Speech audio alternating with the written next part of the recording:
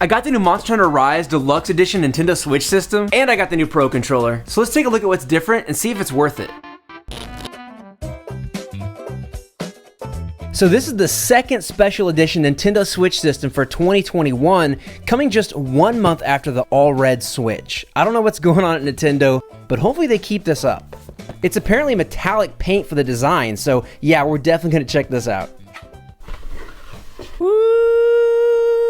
So there's not a whole lot going on here at first look. The design's gonna be on the back of the Switch itself, but let's take a look at these Joy-Con. So these designs are pretty cool. It looks like you've got the same design on each one. It's pretty understated. It's basically, you know, it's just the regular gray Joy-Con that came with the day one Switch with some extra designs painted on. As far as the feel on it, you really can't feel it on there. I want to say it's a slightly different texture, but if my eyes were closed, I probably wouldn't be able to tell you if that was just my finger or some dust or something. And that's a nice touch we have there on the bottom as well. And if you do want to kind of see what kind of paint this is, you can see it's actually about just the same as what's usually printed on the back as well. That's a cool little touch. You know, they didn't have to do that. They didn't have to put anything on the back, so that's kind of cool. Overall, though, I think they're pretty cool. It does look a little funny. It looks like the regular Joy-Con with just some doodles on it, actually. But I do like that it's subtle, and yeah, I think they're pretty well done.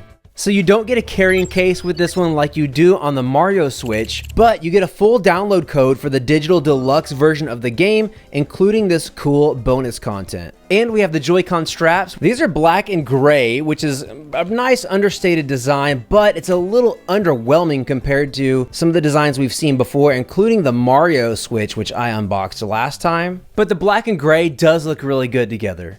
And of course, you've got your HDMI cable and your power cord. Now let's take a look at this dock. I have no idea what's on the front of it.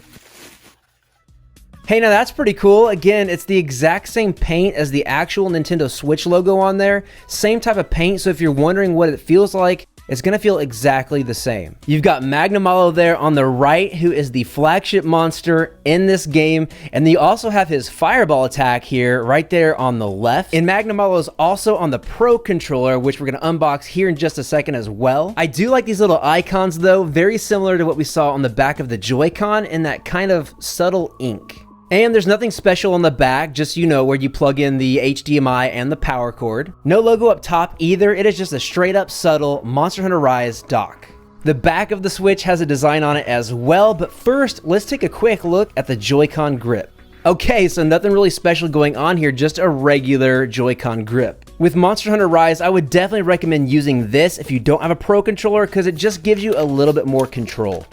And now let's take a look at the Switch itself. Okay, this is the payoff for me. Just like the Animal Crossing Switch, I am such a sucker for that paint on there, that very, very subtle black on black.